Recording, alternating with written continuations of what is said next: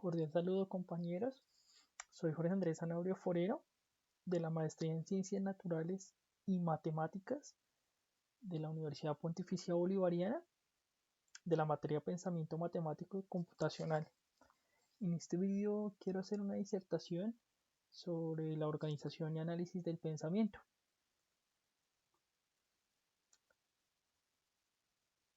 Tomamos como base la pregunta de qué manera la organización y análisis lógico de la información sobre una situación, utilizando diferentes formas de representación de la misma, favorece la construcción del conocimiento científico. Es una pregunta bastante extensa en su alcance y en su complejidad. Tomamos como referencia el artículo de lenguaje como una herramienta de construcción del pensamiento. Para ello, he tomado unas definiciones sobre qué es lenguaje y una frase que me parece significativa. Vamos a empezar con la primera definición de Chomsky, que expone que el lenguaje es un conjunto finito o infinito de oraciones, y cada una de ellas es de longitud finita y está construida a partir de una cantidad de elementos finitos. Luego, Luria expone que el lenguaje es un sistema de códigos con la ayuda de los cuales se designan los objetos del mundo exterior, sus acciones, cualidades y relaciones. Y por último, Pavio y Vega indican que el lenguaje es un sistema de comunicación biológica especializado en la transmisión de información significativa a través del lenguaje de símbolos. Si nos damos cuenta, tomé como referencia ciertas palabras y donde tomo que es un conjunto finito o infinito, donde está constituido por elementos, donde se puede representar como un sistema de códigos y donde yo puedo transmitir y comunicar información. Entonces ya nos engloba una definición sobre lo que es lenguaje. Adicional, tomo una frase que es donde Ribes Iniesta dice que es prácticamente imposible dar cuenta del aprendizaje humano sin la mediación y participación del lenguaje. Es decir, que para hacer conocimiento, para construir conocimiento científico, estamos supeditados al lenguaje. Tomo como este esquema conceptual basado en lo que es un conjunto, hago la analogía. Entonces hay un subsistema de elementos que en este caso serían los símbolos, letras, todo lo que configura el lenguaje.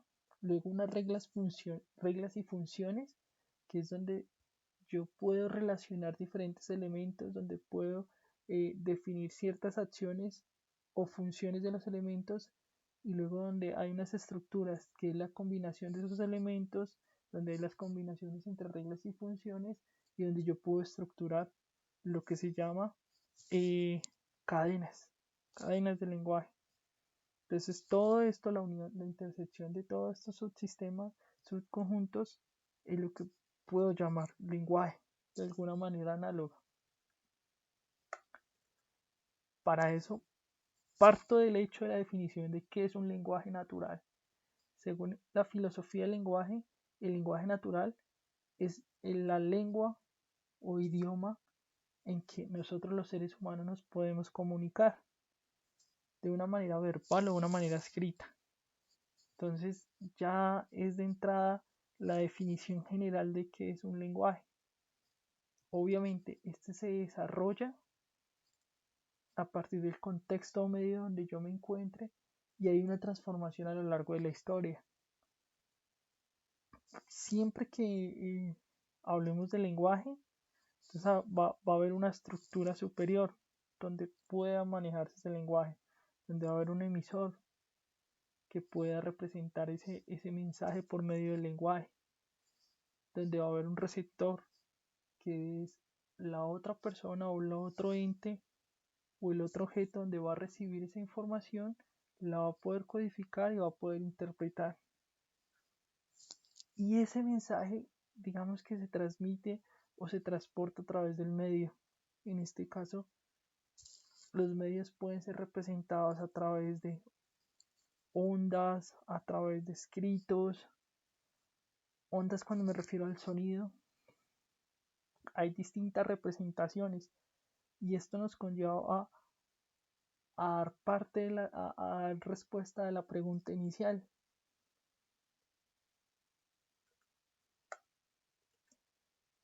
Cuando ya lo llevamos de ese lenguaje natural y pasamos a un contexto lógico matemático, empezamos a dar inferencia y a relacionar conocimiento. Entonces voy a empezar con qué es el pensamiento lógico matemático, según Serrano González.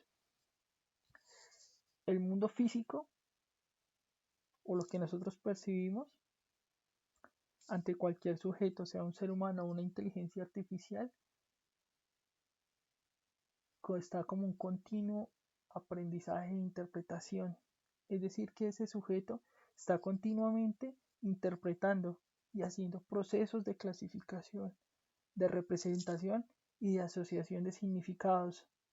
En este proceso de pensamiento hay iteraciones en cómo descompongo y cómo compongo nuevos conceptos.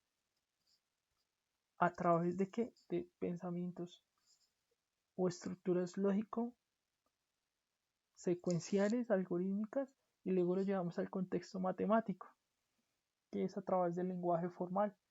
Ese lenguaje matemático, ese lenguaje formal, es el que a través de los años y la historia el ser humano ha podido transformar, ha podido construir a partir de axiomas, de definiciones fundamentales, donde podemos construir elementos, relaciones, estructuras para describir una realidad de un objeto matemático de manera abstracta, es decir, que no lo podemos percibir por medio de los sentidos, pero sí lo podemos llegar a dar fe de su existencia a través de este lenguaje formal. Por tanto, tomo como referencia el sistema cognitivo humano que escribe Piaget en la lectura de Serrano, y donde nos refuerza que ese pensamiento matemático lógico está fundamentado o está estructurado bajo dos subsistemas básicos que hacen que nosotros pensemos de manera lógico-matemática. El primero de ellos es el subsistema de comprensión, y este tiene una función de dar conocimiento declarativo, digamos que es como nuestra biblioteca, donde allí tenemos todas nuestras definiciones, conceptos, relaciones y abstracciones de lo que nosotros tenemos como conocimiento. Por otro lado está el sistema procedimental, que es todos los procesos que hace nuestros esquemas de pensar, y donde hacemos ciertos procesos de algoritmia para hacer métodos y soluciones a través de esos conceptos. Pero luego existe un subsistema operativo que hace que nosotros podamos iterar y interrelacionar esos dos subsistemas, que es el subsistema operativo, y su función es interpretativa. Entonces, básicamente, lo voy a dar con un ejemplo. Voy a poner el ejemplo de la suma. 2 más 2. Si nosotros ya tenemos el concepto de la suma, ¿cierto? Y el concepto de número y el concepto de símbolo de adición, nuestro subsistema procedimental va a ser un proceso iterativo a través de lo que nosotros estamos interpretando a través del sistema operativo, y empezamos a hacer métodos operativos de la suma. De lo contrario, no estaríamos haciéndolo de forma adecuada, que es lo que normalmente se nos presenta en la realidad, que hacemos un montón de operaciones, pero desconocemos su concepción, su concepto de qué es la definición de ese objeto. Por eso he querido enfocar mi disertación a través de esto, hacia la metamatemática. ¿Qué es la metamatemática? Es el estudio matemático de los fundamentos de la matemática. Básicamente es saber por qué existe la matemática, en qué se fundamenta, por qué están definidos los objetos así y por qué es que se define la matemática a través de un sistema axiomático. Obviamente toda esta metamatemática siempre ha existido, pero digamos que tuvo una vislumbración principal en dos hechos puntuales de la historia de la matemática. Uno fue en el problema de los fundamentos de la matemática, cuando todo el desarrollo de la teoría de conjuntos y cuando surgió toda la paradoja de Richard a través de cómo yo puedo cuantificar el infinito. Y luego todo lo que pasó con el estructuralismo de las matemáticas. ¿Qué pasó cuando realmente yo no pude estructurar las matemáticas a través de un sistema axiomático consistente? Esto lo hizo Gödel. Todo esto, digamos que nos ayuda a nosotros a replantearnos y a redefinir nuestros procesos matemáticos, porque ¿qué pasa si yo defino una suma, pero yo no puedo, digamos de alguna manera, demostrar con los conceptos que yo lo defino si eso es cierto o falso? De una manera rápida, esto fue lo que pasó, y eso fue lo que pasó con los conjuntos. ¿Qué pasaba si había infinitos de infinitos más grandes y yo no lo podía demostrar? ¿Qué pasaba si hacía ciertas operaciones en conjuntos? Y eso se dio pues porque yo no podía demostrarlo, su veracidad o su negación, cuando usaba la aritmética. Entonces, toda nuestra matemática se basaba en los hechos y las bases de la aritmética. Si yo no podía demostrar su existencia, aún usando la aritmética, la matemática no era consistente. Entonces, de ahí surgió toda la nueva estructuración de las matemáticas. Y eso mismo hizo con nuestro pensamiento matemático. Y eso es lo que siempre pasa cuando aprendemos nuevos conceptos matemáticos. Por tanto, ya podemos empezar a decir que yo cómo puedo comunicar en otros contextos el lenguaje. Y una cosa es la modelación. La modelación no solo está llevada al concepto matemático. Obviamente hay una implicación matemática porque yo puedo representar el clima mediante modelos matemáticos. ¿Por qué? Porque yo lo puedo llevar a un lenguaje matemático. Pero yo también puedo hacer una modelación del clima por medio de una pintura. Es decir, yo lo puedo comunicar por medio de lenguaje visual. Yo también lo puedo comunicar de una manera narrativa a través del lenguaje natural. Entonces, eso hace que nosotros podamos desarrollar estructuras de pensamiento lógicas en nuestra forma de pensar y poder clasificar cómo y de qué es la mejor manera de transmitir ese lenguaje, ese conocimiento. Otra manera que la podemos ver análoga es el tema de la inteligencia artificial. La inteligencia artificial es un lenguaje formal porque está construido a partir de algoritmos y esos algoritmos están construidos a partir de una base lógico-matemática.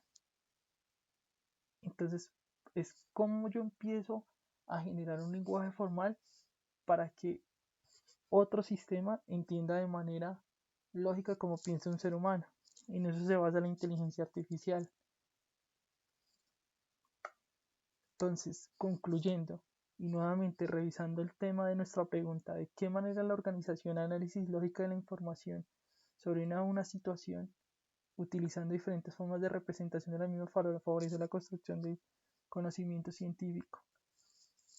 Siempre lo va a favorecer y siempre lo va a generar porque es una forma dinámica. El pensamiento matemático siempre va a estar en continuo cambio. Aunque esté definida su estructura axiomática, yo todavía, o el ser humano desconoce los alcances de la matemática, por ende siempre va a estar en continua evolución. Y no solo la matemática, sino su forma lógica en que está construida. Y eso nos conlleva a nosotros siempre evolucionar en el pensamiento. ¿Por qué? Porque lo podemos interpretar bajo un lenguaje natural. Ese lenguaje natural siempre va a estar en evolución a través de lo largo de la historia. Pueden cambiar las palabras, sus significados y incluso sus estructuras. Luego bajo un esquema de lenguaje formal, porque yo puedo reconstruir mi lenguaje formal a través del lenguaje natural. Eso es más o menos lo que hacían los logicistas y los formalistas en la matemática. luego bajo esquemas de relacionamiento, como lo indicaba Piaget. Todo esquema y nuestra forma de pensar cambia de acuerdo a nuestra experiencia y a la cantidad de conceptos y estructuras que tengamos nosotros como seres humanos y que desarrollemos a lo largo de nuestra vida. Eso nos va a permitir que no exista ambigüedades y que podamos generar conocimiento científico, es decir, veraz, que yo lo pueda negar o lo pueda probar y por ende lo pueda yo pueda traspolar ese conocimiento o ese lenguaje a otras disciplinas o a otras ramas, que es lo que pasó con la matemática. El lenguaje de la matemática yo lo puedo expresar en la música, en las artes, en otras ciencias como la biología